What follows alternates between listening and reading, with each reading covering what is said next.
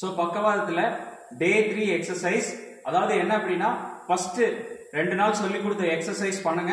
பண்ணதுக்கு அப்புறம் அடுத்தபடியா இந்த எக்ஸசைஸ் போகணும். இந்த எக்ஸசைஸ் பேர் வந்து ஸ்டாட்டிக் குவாட்ரிசெப்ஸ். ஸோ இந்த விஷயத்த கரெக்டாக செஞ்சோம் அப்படின்னா கண்டிப்பா நடக்கிறதுல எந்த பிரச்சனையும் வராம இருக்கும். ஸோ இந்த மாதிரி என்னட்ட பாத்தீங்கன்னா ஒரு ரோலர் இருக்கு, அதனால வச்சிருக்கேன்.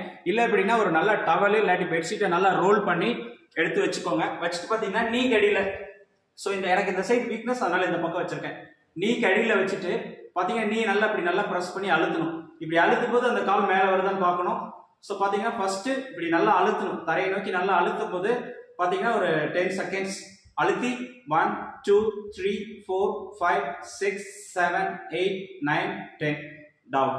ஒரு சில நாள் அழுத்தும் போது இந்த குவாட்ரிசெப்ஸ் வீக்கா இருக்கும்போது இப்படி மேல வராது. இப்படி நல்லா அழுத்துனீங்கன்னா கொஞ்சம் கொஞ்சமா இப்படி மேல வர ஆரம்பிக்கும். இந்த எக்ஸசைஸ் வந்து ரொம்ப ரொம்ப முக்கியம்.